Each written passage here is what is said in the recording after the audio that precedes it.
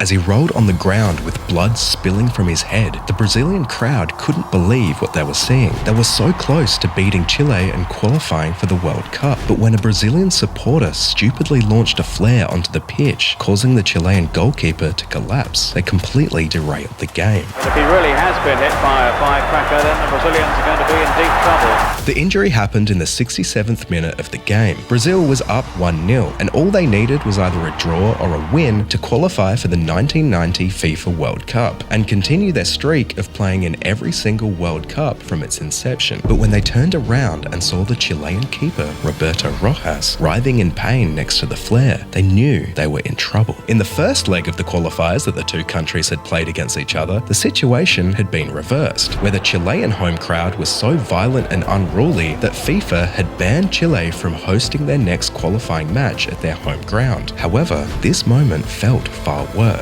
and the Brazilians knew it could threaten their entire World Cup qualification. The goalkeeper's head was bandaged to stop the profuse bleeding, and he was taken away on a stretcher. The Chilean players were outraged. Pato Yanez was particularly incensed by what had happened, furiously shaking his ding-dong and screaming insults at the crowd. Eventually, the Chilean players were rushed off the field and the match was cancelled. But when the medical reports from Rojas' injury came back, some things weren't adding up. According to the reports, the injury didn't seem like it was caused by a flare. There wasn't any gunpowder on his face, and the cut to his head was clean and surgical, like it was done by a sharp blade. And when the only photos captured of the moment were developed and published in the media, it became even stranger. See, it didn't look like the flare had hit Roberto Rojas at all. It was too far away from him. And that's when the full picture of what really happened started to emerge. It seemed as though the sanctions that had been placed upon Chile after their first leg match had triggered an idea in Rojas' head. He thought that if he could manufacture an even worse incident in their match at Brazil's home ground, then maybe he could force Brazil out of the competition, or at least get a rematch at a neutral venue. Of course, he'd only try it if Chile were on track to lose, and if the opportunity presented itself. So, when the rogue flare landed next to him, as they were down by 1 goal in the second half of the game, that's when he executed his ridiculous plan. He dropped to the ground, pretending that the flare hit him, and then he pulled a small razor blade out of his left glove and he slashed his own forehead open. When the truth about what had happened was finally admitted by Rojas himself, Brazil was awarded the win. Chile was banned from the next World Cup, and Rojas was banned from competitive football for life. The Brazilian police eventually tracked down the person who threw the flare, Rosaneri Melo. She apologized for being an unwitting accomplice in the scandal, and then she made a bunch of money from her newfound attention by doing a nude photo shoot in Playboy magazine.